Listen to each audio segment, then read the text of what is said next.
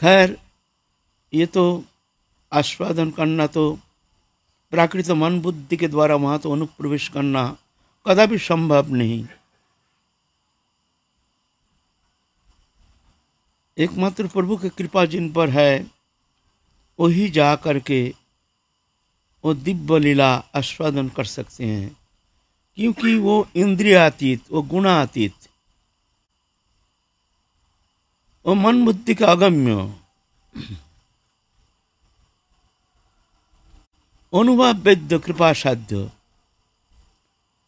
और चित जगत के संदेश प्राकृत मन बुद्धि के द्वारा वहाँ अनुप्रवेश होना कदापि संभव नहीं। फिर भी महाप्रभु के परम कृपा अवलंबन करके, उनकी कृपा भरोसा करके हम भी उनके भक्त के पदरज मस्तक में धारण करके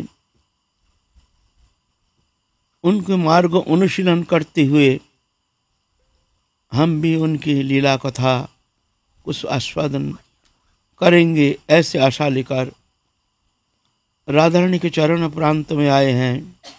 आप सब श्रोता जो भी हैं आए हैं संसार तप्त संसार सागर से उद्धार पाने के लिए, राधारानी की कृपा प्राप्त करने की इच्छा लेकर के आए हैं ब्रजधाम में। यहाँ आकर के अगर हमारी चित्तवृत्ति के किंचित मात्र परिशोधित नहीं हुआ तो फिर क्या मिला हमको।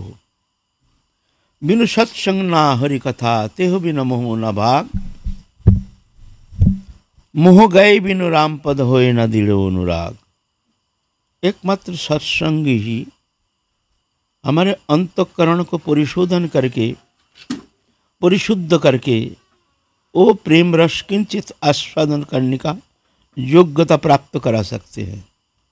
नहीं तो साधन चेष्टा के द्वारा कदापि वहाँ अनुप्रवेश करना संभव नहीं है। प्राकृत बुद्धि के द्वारा, प्राकृत विद्वत्ता के द्वारा, प्राकृत बुद्धिमत्ता के द्वारा, मन के द्वारा वहाँ अनुप्रवेश करना ये कदापि संभव नहीं है।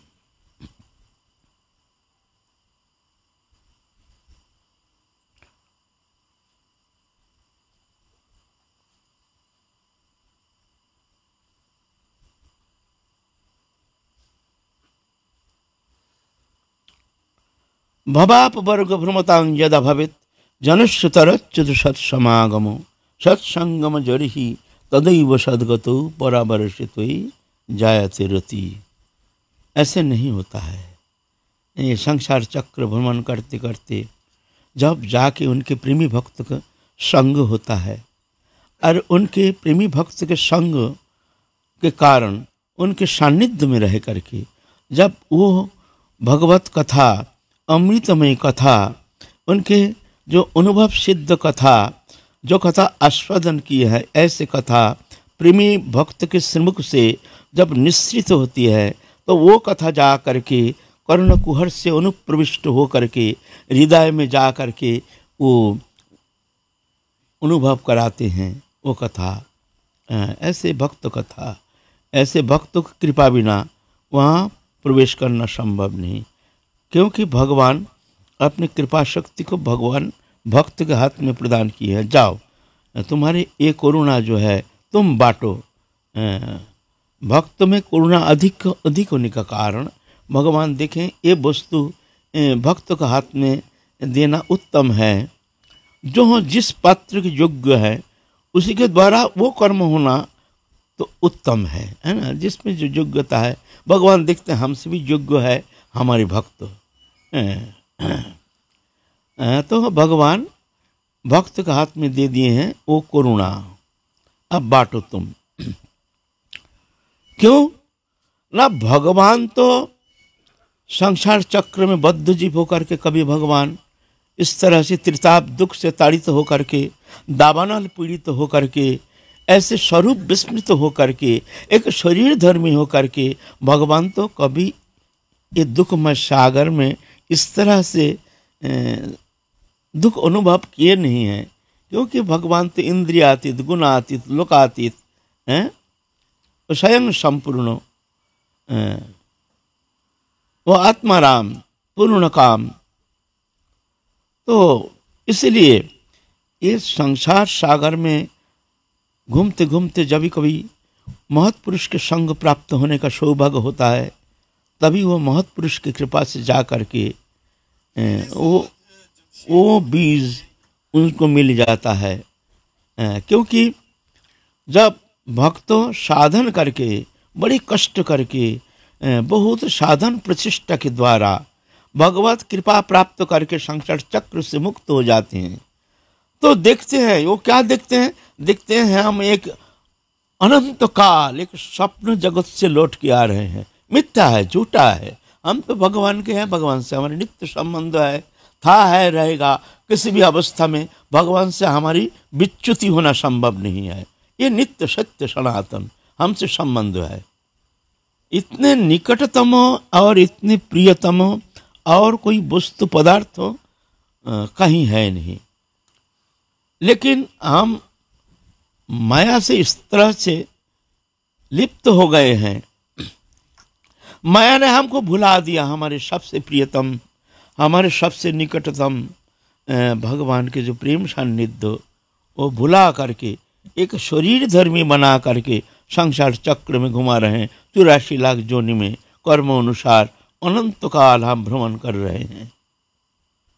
तो जब जा करके प्रभु की कृपा प्राप्त करके वो उस स्थिति में पहुंच जाते हैं जहाँ जाने से फिर उसके अज्ञान ग्रंथि खुल जाता है। जब वो देखता है जो भगवान से हमारे नित्य संबंध हो, हम भगवान के हैं, भगवान हमारे हैं। भगवान माने अपने अपने इष्ट, कोई अपने इष्ट राधा रानी है, कोई कृष्ण है, कोई राम है, सब एक ही हैं, ऐसे वो देखते हैं।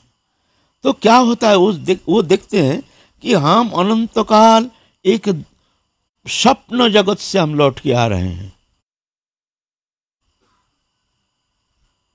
तो बड़ा आश्चर्य हो जाता है, अरे हम भगवान से हमारा नित्य संबंध हो, भगवान के हैं, लेकिन एक मिथ्या स्वप्नवत, एक स्वप्न जगत, कुछ नहीं, इससे हमारा संबंध था नहीं, है नहीं, होगा नहीं, होता नहीं, हो नहीं सकता है। फिर भी इसको सत्य मान करके एक आरोप प्रत्यारोप मात्र, सत्यता इसमें है नहीं। तो वो देखते, जैसे मान लो कोई स्वप्न देख करके, बड़ा भयानक स्वप्न देख करके जब स्वप्न टूट जाता है तो वो देखते, अरे हम तो स्वप्न देख रहे थे, ये तो पूरा झूठा है ना। लेकिन स्वप्न में जो भय है, जो वो कभी कभी उसको कुछ समय के लिए उसको विचलित कर देता है। बाबा इतना भयंकर शब्द, भयंकर स्वप्न है, झूठा है, मिथ्या। लेकिन मिथ्या होने से क्या है, जब तक स्वप्न जगत में रहता है तब तक जाकर के उसको भोगना पड़ता है। स्वप्न में क्या होता है, हम पहले भी आलोचना किया है, कभी कभी आलोचना करते हैं, क्योंकि हमारे जहाँ भूल है वो भूल को मिटाना जरूरी है, नहीं तो भजन जगत में आगे बढ़ना संभव नहीं होगा। एक क्रियात्मक भजन हो जाएगा, क्रिया करेंगे, लेकिन मन की गति वहाँ पहुँचना संभव नहीं होगा, क्योंकि हमारे जो वृत्ति है वो तो संसार में फंसा हुआ है ना। तो ये जानना चाहिए हमारे, हम कहाँ फंसे हैं, है ना। जैसे मान लीजिए स्वप्न में हम एक मन के द्वारा एक शरीर कल्पना कर लेते हैं। स्वप्न जगत में मन थोड़ा जगा रहता है, किंचित किंचित हल्का, अहंकार थोड़ा जगा रहता है, किंचित आभासित। उसी अवस्था में वो एक शरीर कल्पना करता है, एक संसार कल्पना करता है। संसार कल्पना करके वो काल्पनिक शरीर के द्वारा वो काल्पनिक संसार को सत्य आरोप कर लेता है। मन, वो जीवात्मा जो सो रहा है, सोते सोते सो करके वो मन तो घोटाला करने का उसका स्वभाव है, वो चुपचाप रहता नहीं है। मक्खी है ना, मक्खी कभी सीधा चलता नहीं है। ऐसा देखना, मक्खी को देखना, कभी वो चलने का गति देखना, कैसे चलते, उल्टा पलटा किधर से। मन भी ऐसा ही, हमारे मन भी एक मक्खी की तरह है, कब कहाँ कैसे लग जाए। अभी भगवत चिंतन कर रहे हैं, तुरंत एक विषय में जाकर के, जो हमारी चिंता भी हम नहीं करते, ऐसे एक निकृष्ट पदार्थ में जा करके हमारे मन आकर्षित होकर के उसी वस्तु को हम चिंतन करना शुरू कर देते। कुछ समय पहले ही हम भगवत चिंतन कर रहे थे, हमारे आंख में आंसू भी आ गया, लेकिन 2 मिनट पीछे अरे फिर देखते अरे हम तो भगवत चिंतन, हमारे कहाँ को अब 20 साल पहले कहाँ एक घटना हुआ, वहाँ जाकर मन लग गया। बड़े आश्चर्य है ये, सबसे आश्चर्य ये जो मन है ना, ये मक्खी जैसे है ना, ये मक्खी जैसे मन। तो क्या होता है, स्वप्न अवस्था में वो चुपचाप नहीं रहता है, अगर थोड़ा सा भी जगह है तो वो घोटाला करेगा, कुछ ना कुछ करेगा, मन कुछ ना कुछ करेगा, कभी स्थिर नहीं होता। हमारे मन देखिए ना, कभी कहाँ घूम रहा, मक्खी जैसे, मक्खी जैसे मन एक मक्खी है, कहाँ जाएगा, किस समय कहाँ लगेगा, कौन सा वस्तु अच्छा लगे, कोई ठिकाना नहीं। वहाँ एक स्वप्न जगत में वो शरीर कल्पना कर लेता है, संसार कल्पना कर लेता है, और काल्पनिक शरीर के द्वारा काल्पनिक संसार को भोगना शुरू कर देता है, काल्पनिक संसार को, और उसमें वो सत्य आरोप कर लेते, ये सत्य है, और वो तो सो रहा है, वो तो सो रहा है जीवात्मा, लेकिन काल्पनिक शरीर के द्वारा काल्पनिक संसार को भोगता है, और उसका जो वृत्ति है, वो जो भोग, सुख, दुख, हर्ष, विषाद, मान, अपमान, जो भी उसको जो अवस्था है, वो आरोपित होता है सोया हुआ जीवात्मा के ऊपर। स्वप्न के शरीर के उससे वो भोगता नहीं है, वो संसार वो भी झूठा है, लेकिन भोग रहा कौन, वो सोया हुआ अवस्था। वो तो सो रहा है लेकिन विकारित हो रहा है, देख रहा, भय देख रहा, एक भूत आया है और भूत आकर के उसके सामने और गौ गौ गौ गौ कर रहा है, हैं, भय के मारे गौ गौ गौ। कोई अगर सामने रहता है तो उसको धक्का मार, तो क्या होता है, अरे बाबा, अरे बाबा रे, अरे क्या हुआ, अरे क्या भयंकर सपनों, एक ऐसे भूत, हम कुछ नहीं, ना हुआ शरीर है, ना हुआ संसार है, ना हुआ भूत है, ना कुछ नहीं, एक कल्पना मात्र हो। तो विकार क्यों, एक सत्य आरोप करने का कारण उसको सत्य आरोप कर लिया। ये आरोप प्रत्यारोप झूठा है, लेकिन झूठा होने से क्या होता है, जब तक वो सोया रहेगा तब तक वो विकार से मुक्त होना संभव नहीं। झूठा है वो, ना शरीर है ना संसार है, झूठा है, लेकिन झूठा होने से क्या होता है, वो भोगना पड़ेगा जब तक वो सोया रहेगा। जब नींद टूटती है तो भी जाकर के उसको कहना, अरे भी ये तो पूरा ही झूठा। ऐसा ही जागृत अवस्था में भी ये स्वप्नवत, स्वप्नावस्था में जो वस्तु है संसार शरीर, ये झूठा है, ये है ही नहीं, ना शरीर है ना संसार है। लेकिन जागृत अवस्था में जो हमारे संसार है, ये झूठा क्या है ना, इस शरीर में जो मैं अपना मान लिया मैं हूं, ये स्वप्नवत। और शरीर संबंधी वस्तु, स्त्री, पुत्र, कुटुंब, परिवार, तत्सहित घर, मकान, दुकान, विषय वस्तु, पदार्थ, भोग्य पदार्थ, रुपया, पैसा, धन, जमीन, जागीर, जो भी है, ये मेरा है, इसके प्रति आसक्ति है, ये भी स्वप्नवत। इसको आरोप प्रत्यारोप मात्र, ना शरीर मैं हूं ना शरीर संबंधी वस्तु मेरा है ना। लेकिन भोगना पड़ेगा कब तक, मिथ्या होने से क्या होता है, ये भोगना पड़ेगा कब तक, जैसे स्वप्न अवस्था में हम वो भोगते हैं, सुख हो दुख हो, सुख हो आनंद प्राप्त करते हैं, आनंद का अवस्था विकार प्राप्त होता है, शरीर सत्य आनंद भी हो स्वप्न अवस्था में प्राप्त होता है भाई, लेकिन है ही नहीं, वस्तु ही है ही नहीं, आनंद कहाँ से आएगा, नहीं, आरोप प्रत्यारोप। ऐसा ही आनंद जागृत अवस्था में भी हमको जो आनंद मिलता है, ये भी स्वप्न अवस्था जैसे आरोप प्रत्यारोप मात्र, वास्तव सत्यता इसमें है नहीं। आत्मा आनंदमय, सत आनंदमय, जोड़ीय वस्तु कभी चेतन को आनंद दे नहीं सकता है। हम बार बार बहुत बार कह चुके हैं, ये हमारे शब्द नहीं है, ये सत्य है। जड़ चेतन को कभी आनंद दे ही नहीं सकता है। आनंद आत्मधर्मी है, भगवान से संबंधित है। जब तक ये चेतन सत्ता भगवत सान्निध्य प्राप्त नहीं करते, तब तक जाकर के वो निश्चिंत होता नहीं है, और ये आनंद अनुसंधान से उसकी निवृत्ति होती नहीं है। ये आनंद अनुसंधान में चल रहा है, जन्म से लेकर के मृत्यु तक इसमें आनंद है, इसमें आनंद है, मिलता नहीं, आगे आनंद है, मिलेगा मिलेगा मिलेगा, बड़ा होते हैं फिर जाके शादी करते हैं, मिलेगा, मिला नहीं, अच्छा पुत्र होने से मिलेगा, मिला नहीं, कन्या होने से, एक कन्या हो जाए तो मिलेगा, नहीं मिला नहीं, फिर आगे चलता है, विषय में है, मिला नहीं, फिर मरते समय सबसे दुखी होकर के मरता है, कुछ मिला नहीं। एक संसारी जो हर तरह से संपन्न, सब प्रकार के भोग निवृत्त कर चुके हैं, ऐसे कोई व्यक्ति को जाकर आप पूछो वृद्धावस्था जो तुम सुखी हो, वो कहेगा हमसे दुखी संसार में कोई नहीं है। विश्वास नहीं तो आप जाके किसी को पूछ लो, मिलेगा नहीं। अनित्यम सुखं लोकमिमं प्राप्य भजस्वमाम। अर्जुन, ये संसार अनित्य है और सुख शून्य है, यहाँ सुख है नहीं। प्राप्य भजस्वमाम, ये शरीर प्राप्त करके तुम मेरा भजन करो, एक मतलब मेरे भजन से ही तुमको वो शांति मिल सकती है, नहीं तो लाख अनुसंधान करो, लाख प्रचेष्टा करो, मिलेगा नहीं, किसी को मिला नहीं, मिल नहीं सकता, क्यों है नहीं, है नहीं, होगा नहीं, होता नहीं, ये आरोप प्रत्यारोप मात्र। तो जागृत अवस्था में भी हमको जो सुख मिलता है ये भी स्वप्न अवस्था जैसे आरोप प्रत्यारोप मात्र। इस विषय में भी हम लॉजिक युक्ति देकर के हम आलोचना की है, पुनरावृत्ति की आवश्यकता नहीं है।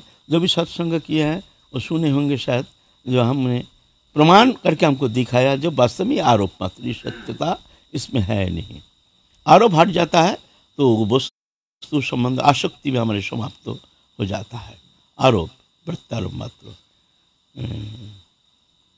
किसी को संसार से छुटकारा नहीं है, आरोप है, ये मेरा है, पुत्र है, कन्या है, बाबा भजन करने का समय नहीं, संसार काम धाम ये सब नकली चाकरी ये है वो है, बाबा फंसे हुए हैं। और साधु समस्त परित्याग करके, राज ऐश्वर्य परित्याग करके सब छोड़ के आ जाती है जंगल में, कुछ उनको दुख अनुभव ही होता नहीं है संसार विषयक, क्योंकि आरोप हट गया ना, ये कोई हमारा नहीं है, ना हमारी स्त्री है, ना पुत्र है, ना संसार है, सब आरोप हट गया, आसक्ति भी हट गई, आसक्ति भी हट गई। और सब परित्याग करके साधु होने से भी, जंगल में आने से भी अगर आरोप है जो मेरा पुत्र है, तो तुमको आसक्ति तुमको जाएगी नहीं, तुमको फिर खींचेगा, खींच करके ले जाएगा फिर संसार की तरफ। बहुत तो देखा गया, बहुत साधु जो साधु होते हुए भी फिर देखा जाता है लौट के चले जाते हैं, घर में चले जाते हैं। क्यों जाते हैं? आरोप हटा नहीं है जो मेरा, तो आरोप हट गया, आसक्ति भी हट गई, बस आरोप प्रत्यारोप मात्र, वास्तव सत्यता इसमें है नहीं, है ना।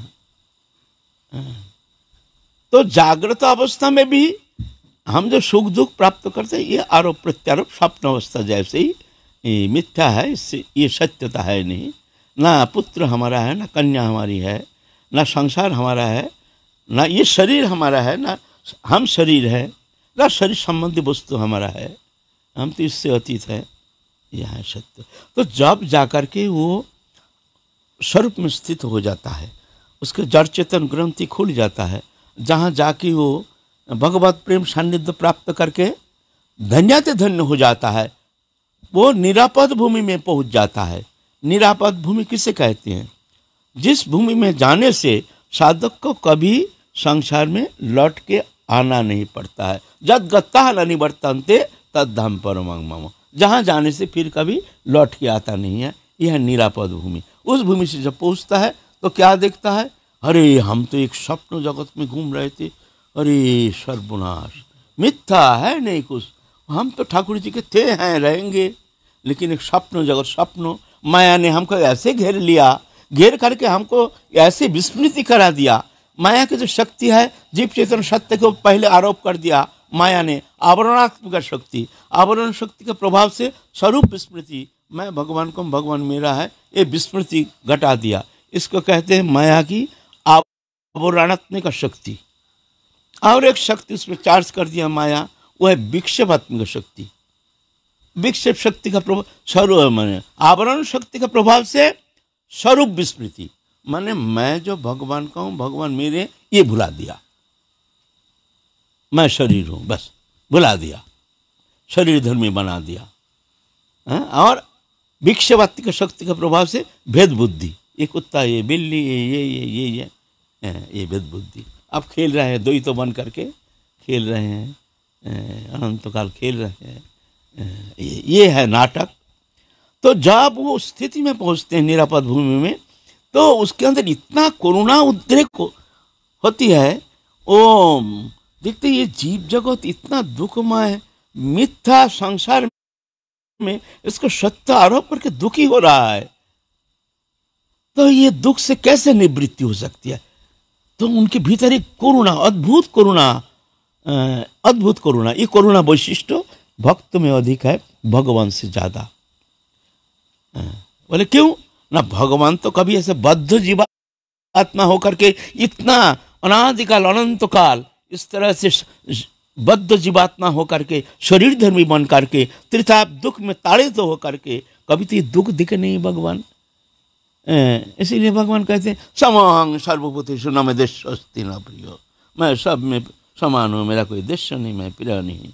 तानि कर्माणि न निबद्धन्ति धनंजय उदासीन वदासीन अशक्तं तेषु कर्मसु, मेरा कोई आसक्ति नहीं, उदासीन होकर मैं देखता हूँ, सृष्टि रचना करता हूँ, कितना जीव मर रहा है, कितना जीव नरक जा रहा है।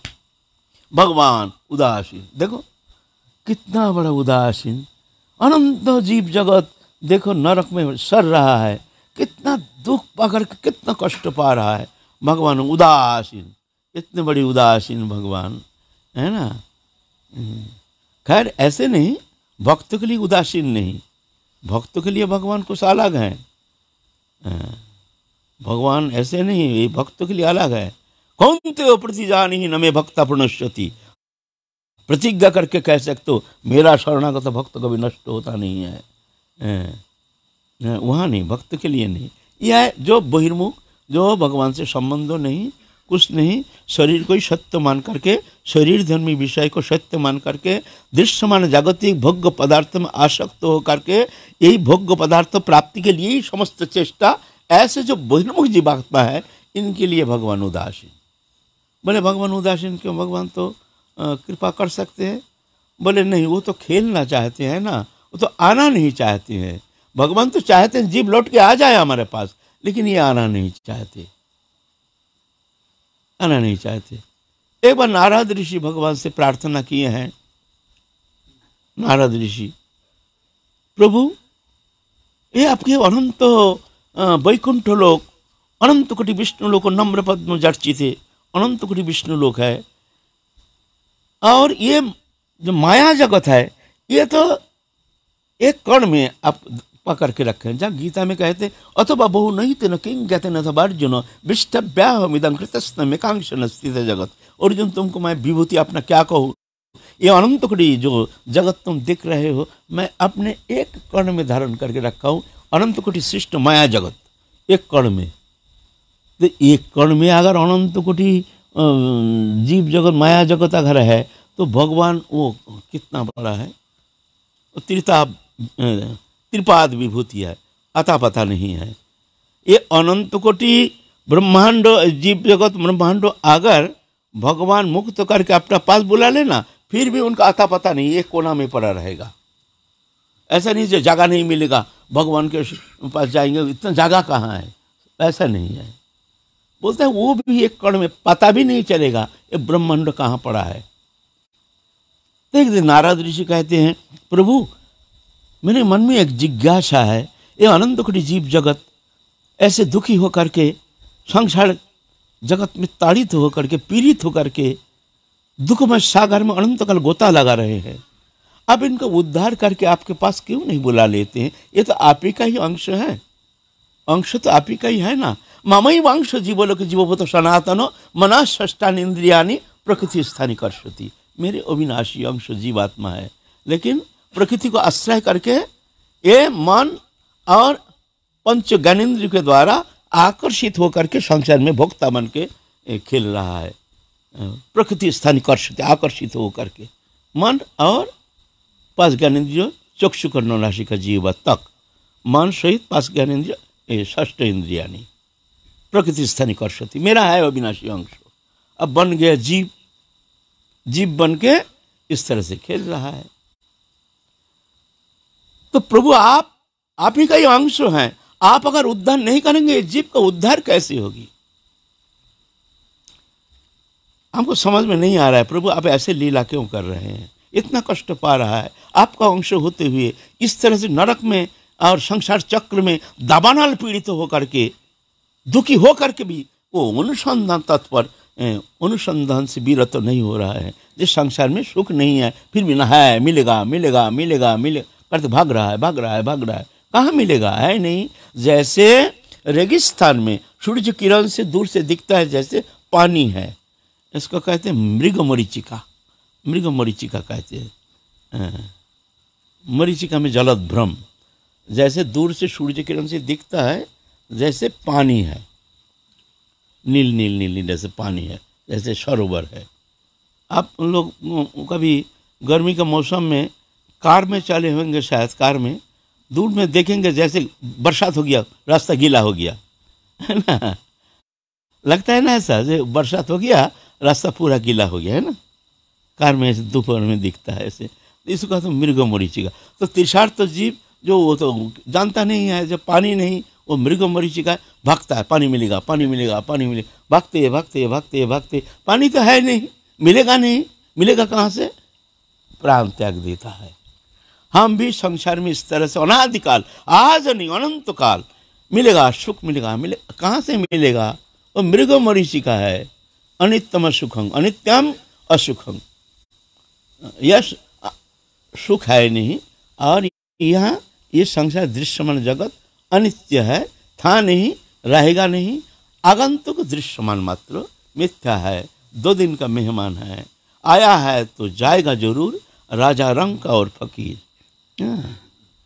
इस तरह से तो भगवान कहते हैं, देखो नारद ऋषि, तुम कहे तो मैं तो मान रहा हूँ, ठीक है, एक काम करो, तुम इस संसार में कोई तृप्त हो गया, हमारे पास आना चाहते हैं, ऐसा कोई जीवात्मा को आप लेके आ जाओ, बस बिना साधना तपस्या।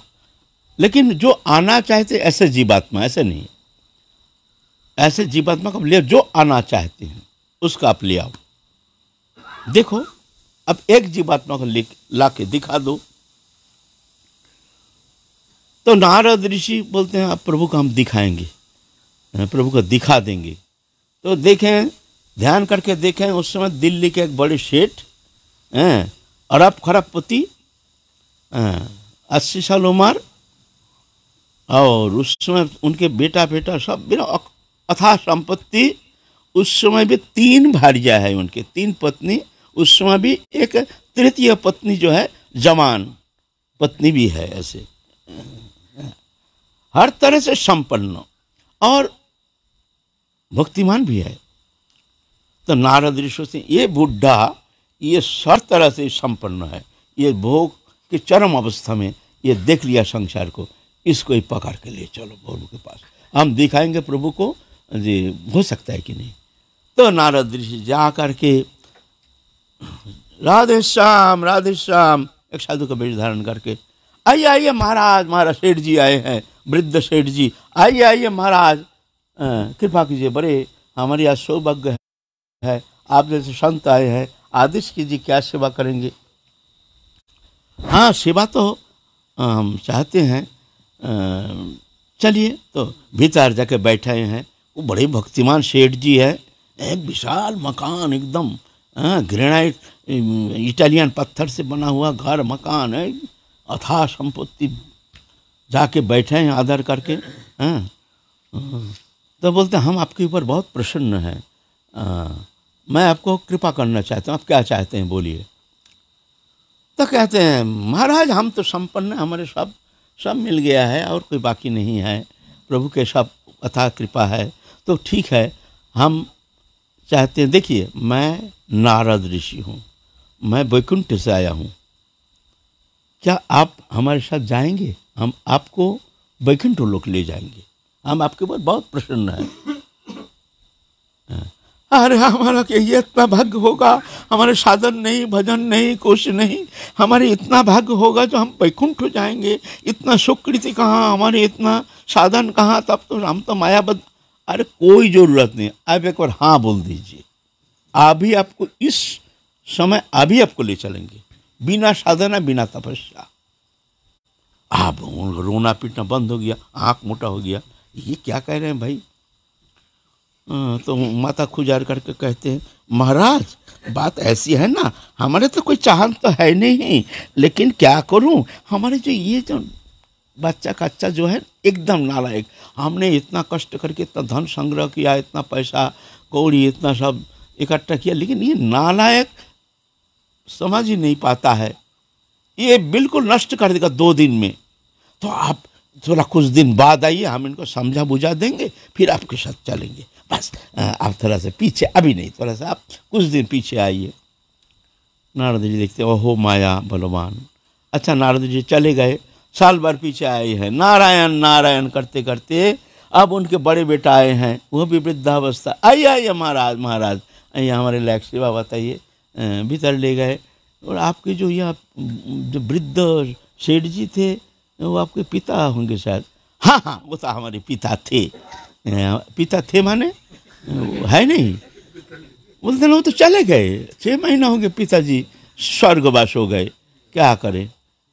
ओहो, तो आँख मूंदे हैं, क्या गति हुई। देखते हैं उनके घर में ही कुत्ता बन के जन्म लिया है। घव घव, जब सेठ जी आए तभी जगह घव घव घव घव घव करके एकदम। और बड़े सेठ जी आकर के शक्ल में बधा हुआ है उनको, इसके ले गया तो देखते ही कुत्ता ही, वो सेठ जी कुत्ता बन के आए। तो बोले ये कुत्ता, बोले हाँ ये कुत्ता को तो हम लाए हैं, ये बड़ा कामयाब है, रात भर जाग जाग करके ये पहाड़ा देता है। अच्छा, चोट दिन का अच्छा नहीं ना, सब चोट चोट रात बेरात में आ जाता है, इसीलिए रखना पड़ता है।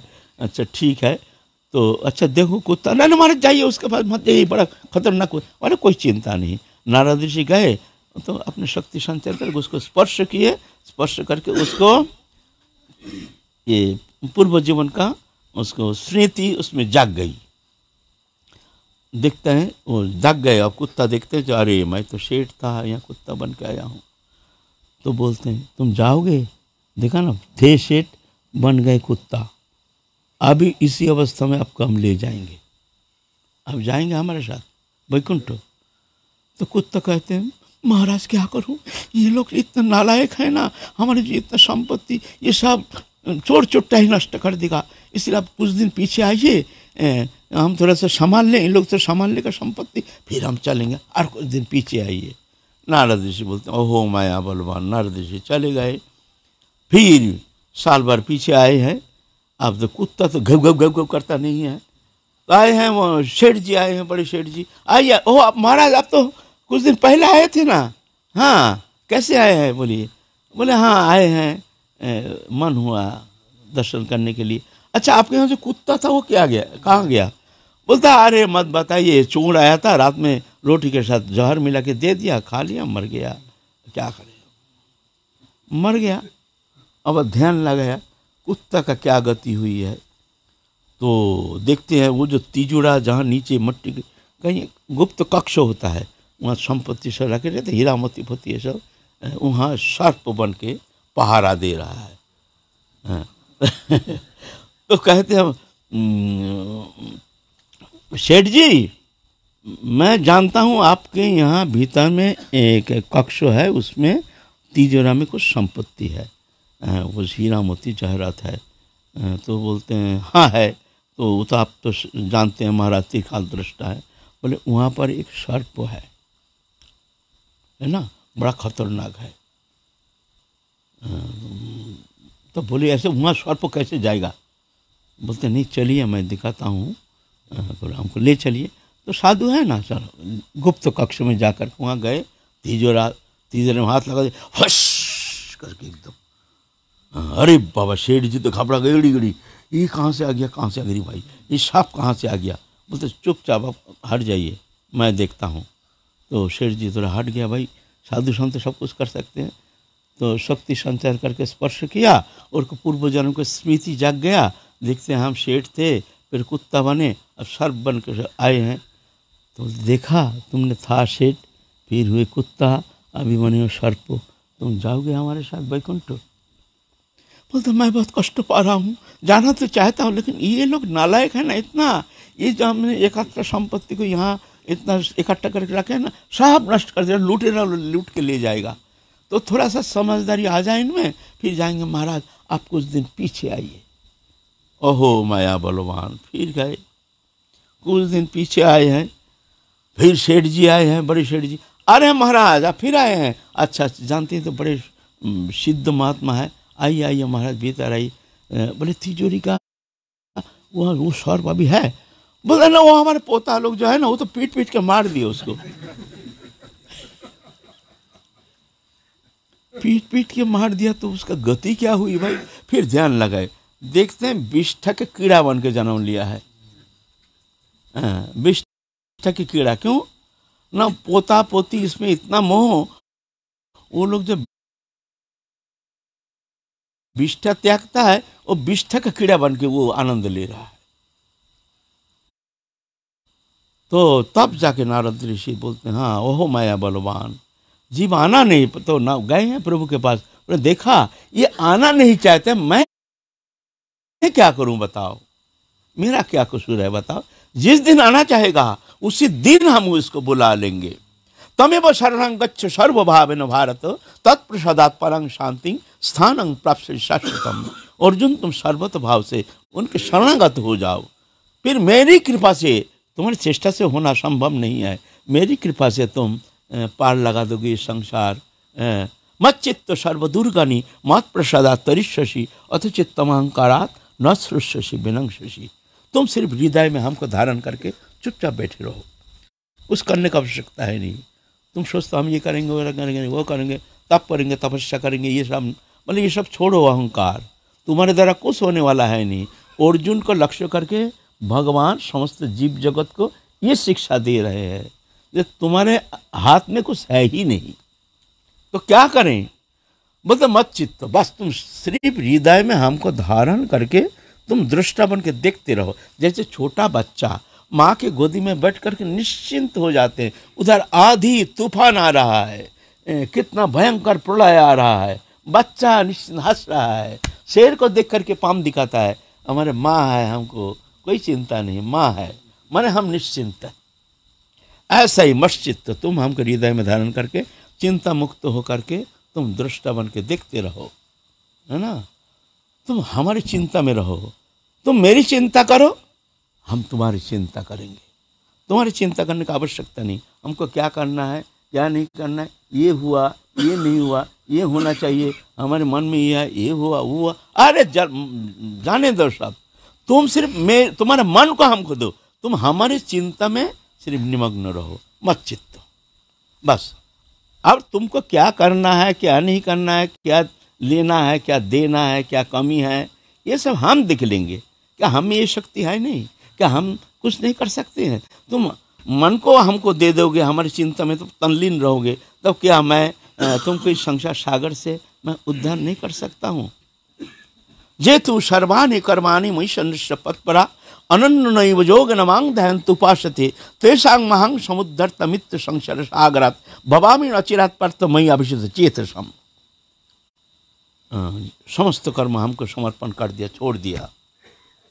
जित सर्वाणि कर्माणि मयि सन्निष्ठ मत्परा, मत्परा मैंने ऐसे ही हृदय में प्रभु को धारण करके एकदम मन को रखें प्रभु के चरण में, जो हो जाए मरण दो जलन दो, इससे हमारा लेना ना देना मगन रहना है ना। सर्वाणि कर्माणि मयि सन्निष्ठ मत्परा अनन्यनैव योगेन मां ध्यायन्त उपासते। अनन्य भाव से, अन्न चिंता रहित, अन्न भावना रहित, अन्न आश्रय रहित, अन्न भरोसा रहित हो करके एकमात्र तुम हमको आश्रय करके बैठे रहो। अनन्यनैव योगेन मां ध्यायन्त उपासते, हर समय मेरी चिंतन में रहो। चिंतन में माने तुम मेरी चिंता करो, हम तुम्हारी चिंता करेंगे, हैं? वही शब्द आ रहा है, तो मेरी चिंता करो, हम तुम्हारी चिंता करेंगे। अनन्यनैव योगेन मां ध्यायन्त उपासते, बस। तो फिर क्या होगा? तेषां अहं समुद्धर्तमित्य संसार सागरात्, उसको मैं संसार सागर से उद्धार करता मैं बन जाता हूँ। उसको उद्धार संसार चक्र से मुक्त होने के लिए उसको कोई चिंता करने का आवश्यकता है नहीं, उसे उद्धार करता मैं बन जाता हूँ। वो मेरी चिंता है, तुम मेरी चिंता कर रहे हो ना, तब अब मेरी चिंता है भाई, हम तो ऐसा नहीं है, कर्तुम अकर्तुम अन्यथा कर्तुम।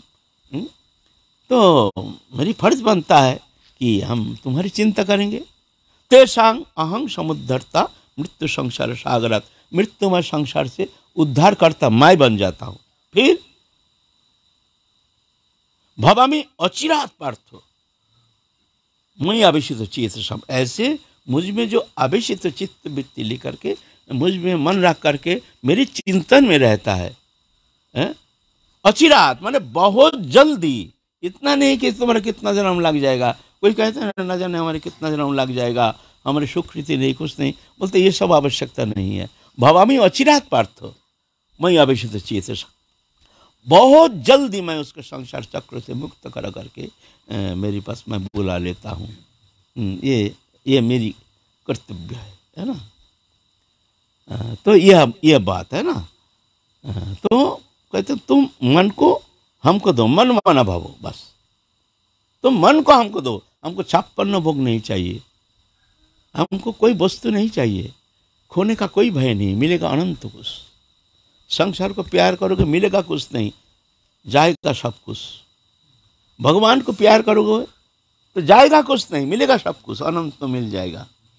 संसार को प्यार करोगे मिलेगा कुछ नहीं, जाएगा सब कुछ, नष्ट हो जाएगा सब। दोनों विपरीत धर्मी है ना।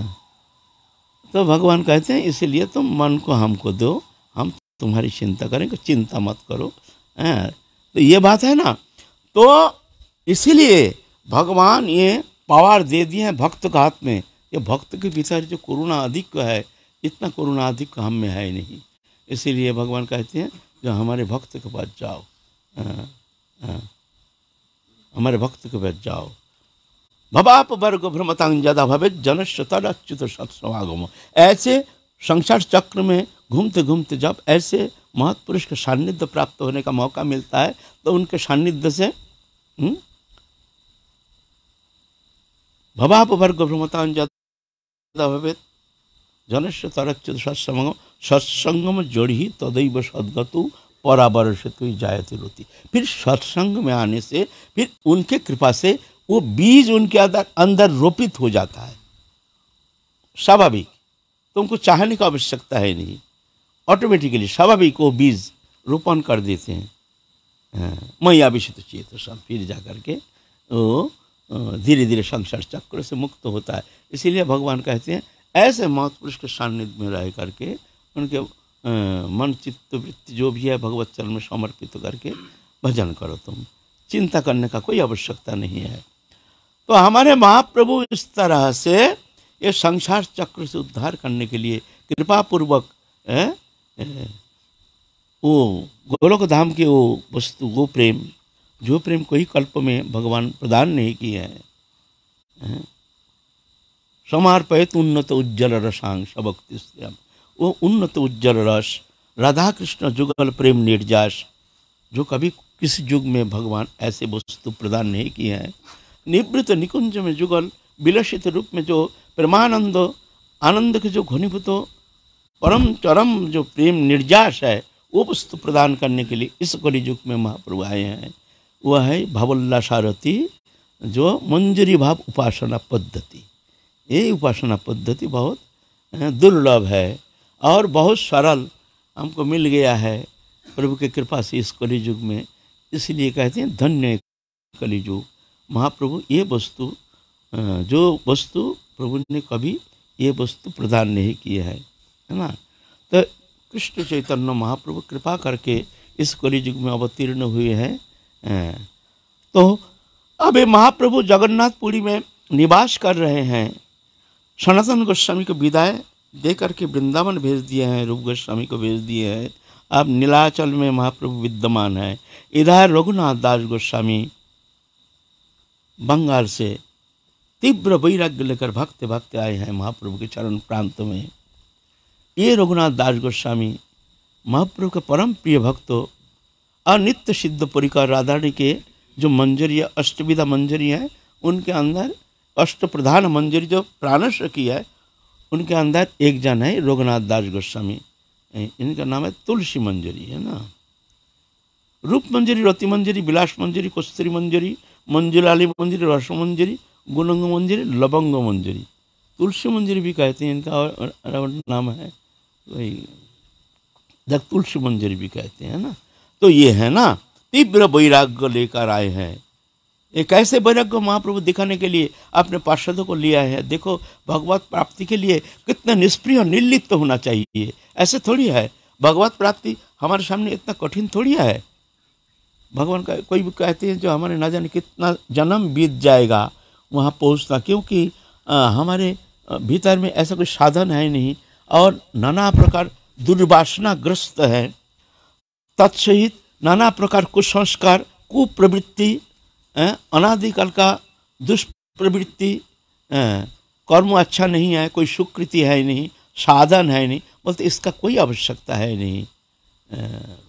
हमारे राधा रानी करुणामयी कैसे भी एक बार उनके चरण में शरणागत होने से तत्क्षणात राधा रानी करुणामयी उनको अपना लेते हैं। इसके लिए कोई योग्यता की आवश्यकता है नहीं। योग्यता एकमात्र शरणागत समर्पित होना है, बस इतना में ही राधा रानी उसको अपना बना लेते हैं। पात्रता के लिए विचार करने का कोई आवश्यकता है नहीं, वो पात्र राधा रानी बना लेते हैं।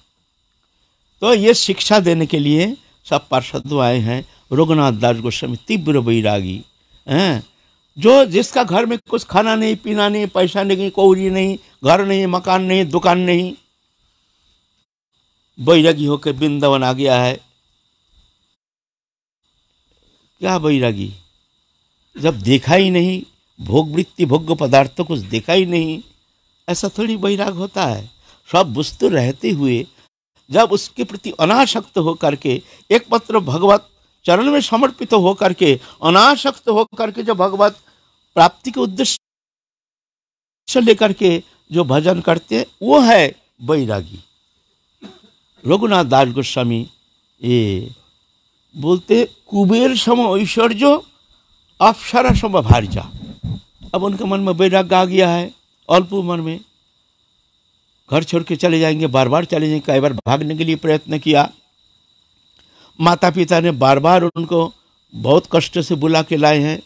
और एकमात्र पुत्र है गोवर्धन, उनके पुत्र है रघुनाथ। ताऊ का कोई पुत्र है नहीं, हिरण्य जो है उनके कोई पुत्र नहीं है। अथाह संपत्ति तो क्या किए हैं जानते हैं। जो आप संसार में ये माया मोहित करने के लिए एक स्त्री रत्न सर्वोत्तम है। एक बार स्त्री रत्न अगर इसमें आसक्त हो गया, चित्तवृत्ति लग गया, तो भगवत चरण से विस्मृत होकर के वहाँ फंस जाना ऐसे कोई बड़ी बात है नहीं। बड़े बड़े मुनिंद्र ज्ञानेंद्र आदि बहु ऐसे पुराण में ऐसे दिखा गया है।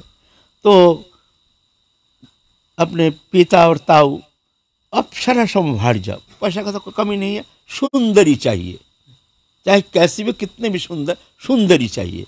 तो ऐसे ही अप्सरा संभार्या स्त्री के साथ विवाह कार्य संपन्न करा दिया है, जिससे ये मोहित होकर कम से कम संसार में रह जाए। लेकिन उस पर भी मोहित होने के लिए कोई उनकी अंतरकरण में कोई स्थान नहीं है। जिसका मन कृष्ण रंग में रंग गया है, बहिर्विषय संसारी भोग्य पदार्थ क्या उनको आसक्त करेंगे। हमारे मन उस रंग में रंगा नहीं, इसलिए हमको अच्छा लगता है। यह है कारण।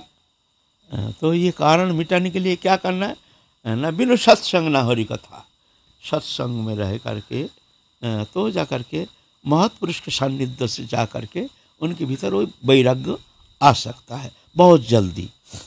तो महाप्रभु के पास गए मेरे तीव्र वैराग्य लेकर के। महाप्रभु कहते हैं देखो ऐसा होगा नहीं, तुम जितना जल्दीबाजी कर रहे हो रघुनाथ, तुम मरकट वैराग्य ना करियो। लोग देखा यहाँ যথাযোগ্য বিষয় ভুঞ্জ অনাসক্ত হইয়া অন্তরে নিষ্ঠা করি বাহিরে লোক ব্যবহার অবশ্য কৃষ্ণ তোমায় করিবেন উদ্ধার। मरकट वैराग्य बंदर, कल हम लोग आलोचना की है बंदर का वैराग्य। दिखने में बंदर नग्न रहता है, कुछ संग्रह परिग्रह नहीं है, फिर कोई घर बनाता नहीं है, तो उसको वैरागी कहा जाएगा। बोलता है ना, ये जो प्रधान जो भोग्य पदार्थ का मूल जड़ है काम क्रोध लोभ, त्रिविध नरक शेदं दारण नाशन आत्मन काम क्रोध तथा लोभो तस्मात् ये तत्रंग इत्यादि। बोलता है तीन को त्याग करना ही त्याग है। काम, क्रोध, लोभ, ये तीन नरक का द्वार है।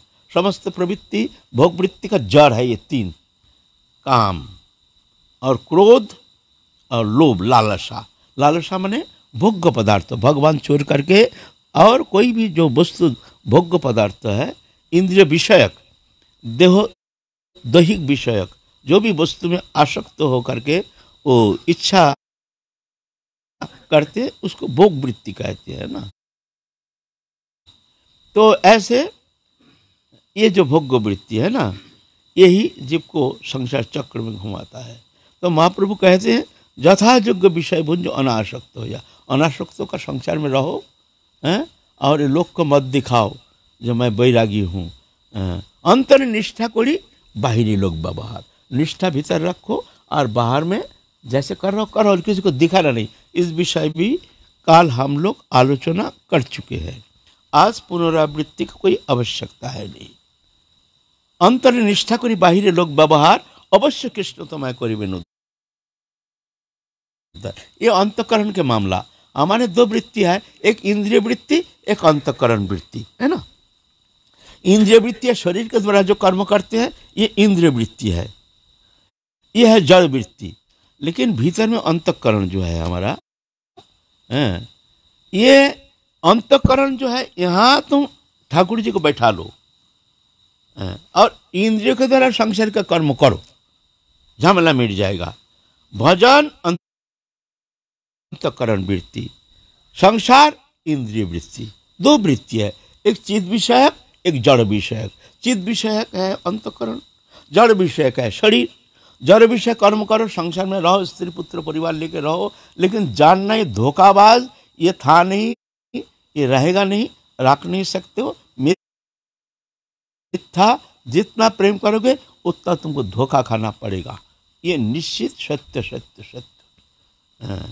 इसलिए अंतर निष्ठा को बाहरी लोग व्यवहार, निष्ठा भीतर में रखना, मन को प्रभु के चरण में रखना, मुख में नाम करते रहना, और इंद्रियों के द्वारा जो कर रहे हो करो। अगर अंतकरण को भी संसार में घुसा दिया तो फंस जाओगे, फिर जाके निकालने का कोई मौका नहीं मिलेगा। वहाँ तो ठाकुर जी को बैठो, वहाँ हमारे हृदय में हमारे ठाकुर जी है। वहाँ दुनिया का मेला मैं ही हूँ अकेला, लेना ना देना मगन रहना, बस, है ना। वहाँ भी तुम संसार को बैठाओगे तो झमेला हो जाएगा। इंद्रियों को, शरीर को संसार में बैठा दो, कोई दोष नहीं। हृदय में बैठाना नहीं, वहाँ खाली रखना। वहाँ हमारी राधा रानी है, हम राधा रानी के, राधा रानी हमारी। दुनिया का मेला मैं हूँ अकेला, लेना ना देना मगन रहना। तो महाप्रभु यही शिक्षा दे रहे हैं, अंतर निष्ठा करी बाहरी लोग व्यवहार। बात एक ही है, अवश्य कृष्ण तुम्हें करिबे उद्धार, है ना। ভালো না খাইবে আর ভালো না পড়িবে, অমানি মানত কৃষ্ণ নাম সদা লবে, ব্রজে রাধা কৃষ্ণ सेवा मानुषी करिबे। ये राधा कृष्ण जुगल सेवा मन के द्वारा करना, मन में ठाकुर जी का चिंतन करना, चिंतन करके मानसिक सेवा, ये मानसिक सेवा की श्रेष्ठता सबसे अधिक है। इंद्रिय के द्वारा हम जो 56 भोग लगाते, इतना कष्ट करके संग्रह करके, दुनिया के वस्तु संग्रह करके, कितना कष्ट करके 56, बोलते इसका उतना महत्व नहीं है। मन के द्वारा तुम ठाकुर जी को चिंतन करो, वहीं भोग लगाओ, ये बोलते ये सर्वोपरि है, इसके महत्व ज़्यादा है। जो विग्रह है ना, विग्रह है 8 प्रकार, 8 प्रकार विग्रह जो हम सेवा करते हैं। एक दारू का माय, बालू का माय, दारू का माय, बालू का माय, मृणमय, शिलामय और धातुमय, मुनिमय, मनोमय, आलेख्य, ये 8 प्रकार।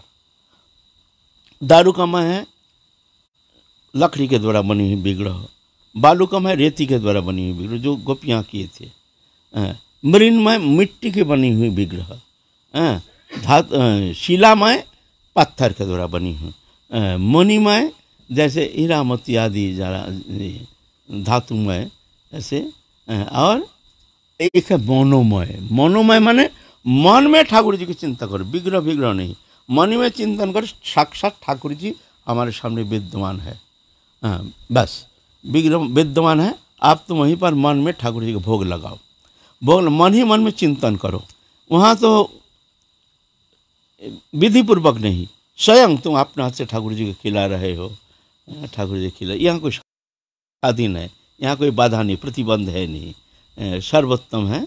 और तुम अपनो स्वरूप चिंता करो, मैं राधारणी को, राधारणी मेरी है, मैं राधारणी की हूँ, सहचरी हूँ, दिव्य नित्य शुद्ध सनातन, ऐसे स्वरूप चिंतन के साथ, ये जड़ स्वरूप में नहीं, ऐसे चिंतन करो। बोलते ये सर्वोत्तम उत्तम साधना। अंतरे निष्ठा करी बाहिरे लोक व्यवहार, ভালো না খাইবে ভালো না পড়িবে, अमानी मानद कृष्ण नाम सदा लुपे, अमानी मानद कृष्ण नाम सदा लबे, ब्रजे राधा कृष्ण सेवा मानसिक मन में करना है ना, ये सर्वोत्तम साधन। ऐसे तो उपदेश देके भेज दिया है। फिर रघुनाथ दास गोस्वामी आए हैं घर में आकर के महाप्रभु आदेश किए हैं, जो लोग दिखाना नहीं, बाहरी व्यवहार रखना। तो अभी रघुनाथ दास गोस्वामी एकदम बदल गए। घर में आया, देखते हैं अभी भजन फजन उतना ये नहीं है, विषय वार्ता करते हैं, वहाँ के यहाँ के उतना रुपया बाकी है, वहाँ उस क्षेत्र का वहाँ कर आदाय नहीं हुआ है, अभी तो ऐसा हुआ ऐसा हुआ। पिता से ऐसा आलोचना करते हैं, पिताजी अब ऐसे क्या किया जाए इस विषय में कुछ चिंता। और पिताजी अरे हमारे बेटा तो बहुत बदल गया, हमारे बेटा तो बहुत बदल गया है, अच्छा हुआ है, अरे कैसे हो गया है? तो बड़े आश्चर्य हो गया, हमारा बेटा तो अब ज़्यादा वैराग्य दिखाता नहीं है, और समय जैसे विषय वार्ता घर के पैसा कौड़ी रुपया धन दौलत आदि ये सब विषय वार्ता करते हैं। तब खूब प्रसन्न हो गया। अब उनके लिए जो रखा था 11 नौकर रखे थे रघुनाथ दास के देखने के लिए, अथाह पैसा ना, क्या करेंगे, फेंकने से भी फेंका नहीं जाएगा, इतना पैसा है। अगर चाहे जब फेंकेंगे, फेंकने का जगह नहीं मिलेगा, इतना पैसा है ना। उसमें तो ऐसा है ना, कर अदा करते थे नाना प्रकार उपाय से, प्रजा का पैसा। तो 11 नौकर, पानी लाओ बोलने से 11 गिलास पानी आ जाएगा, इतना ऐसे क्या करेंगे। और उनको सबको कह दिया तुम लोग सब ना घेर के रखना, जैसे घर छोड़ के भाग ना जाए। रात्रि जब सोते हैं 11 जन पहारा देते हैं, उधर उधर उधर बाहर, मन भाग, रात में भी भाग ना जाए। शौचागार जाएंगे, जा रहे हैं 10 जन जा रहे हैं इधर उधर उधर उधर से। अब रघुनाथ जी भाई घर छोड़ना तो बड़ा मुश्किल है, अब क्या करेंगे, कैसे जाया जाए। तो भगवान महाप्रभु जो ऐसे आदेश किए हैं, तब समझ में आ गया जब महाप्रभु क्या कहना चाहते हैं। तो धीरे धीरे धीरे धीरे आप एक जैसे एकदम पूरा संसारी हो गए हैं। आप पिता भी देखते हैं हमारे बेटा पूरा संसार उन्मुखी हो गया है। अब धीरे धीरे सब नौकर चाकर हटा रहे हैं, 2-4 जो हैं, ठीक है तुम लोग देखो। 11 नौकर था पहले, अभी छुट्टी कर दिए बहुतों को, इस तरह से। तो अभी रघुनाथ दास गोस्वामी देखते हैं हाँ थोड़ा ढीला कर दिया है। आप सोच रहे हैं भागेंगे, कैसे भागेंगे, अब भागने के लिए चिंता, मन में तो तीव्र वैराग्य। जब महाप्रभु का दर्शन करके आए हैं, वो पूर्ण ब्रह्म सनातन प्रेम पुरुषोत्तम, जिनके दर्शन मात्र से ही वो प्रेम की छटा लग जाता है, जिनका दर्शन करके लता गुल्म आदि हरिनाम किए हैं, जहाँ पशु पक्षी, जहाँ महाप्रभु जब झारखंड के रास्ते में गए हैं, सब पशु तक हरिनाम करते हुए महाप्रभु के पीछे अनुगमन किए हैं। ऐसे पुरुषोत्तम प्रेम पुरुषोत्तम, उनके प्रेम सान्निध्य प्राप्त करने से क्या कभी कमी रहती है? वैराग्य साधन का कोई आवश्यकता है? कृपा से ही तो सब मिल जाता है। ऐसे धन्य हो गया रघुनाथ। लेकिन अब सिर्फ इंतजार कर रहे हैं कैसे हो हमको ये संसार चक्र से मुक्त होकर महाप्रभु के सान्निध्य में जाना है, कैसे भी हो। तो एक देख लिए, ये सबसे सहज उपाय जो हमको अंतर निष्ठा करी, बाहरी लोग व्यवहार, भीतर में निष्ठा, बाहर में दिखाते। हम भजन भजन छोड़ दिया, एकदम चालाकी कर रहे हैं, इस तरह से हमको भागने का रास्ता मिल जाएगा। तो महाप्रभु की कृपा से ऐसे तो वैराग तो हो गया, पूर्ण वैराग। अब भागेंगे तो आज तो बहुत रात आज भागेंगे नहीं, आज हम लोग यहीं रहेंगे। काल देखें फिर रघुनाथ दास गोस्वामी कैसे संसार छोड़ के जाते हैं महाप्रभु के प्रेम सान्निध्य प्राप्ति के लिए। इस विषय हम लोग फिर आगे आलोचना करेंगे। आज की कथा है विश्राम। जय जय श्री राधे श्याम निताई गौर हरि बोल। कल निर्जला व्रत है। कल हमारे यहाँ अखंड हरिनाम संकीर्तन रात में, अखंड माने रात में सारी रात कीर्तन हर एकादशी होती है। तो काल हमारे यहाँ काल कथा तो होगी नहीं, कीर्तन हरिनाम संकीर्तन होगा। जो भक्त आना चाहते हैं, रात्रि जागरण करना चाहते हैं, आइए। जय राधे, जय जय श्री राधे।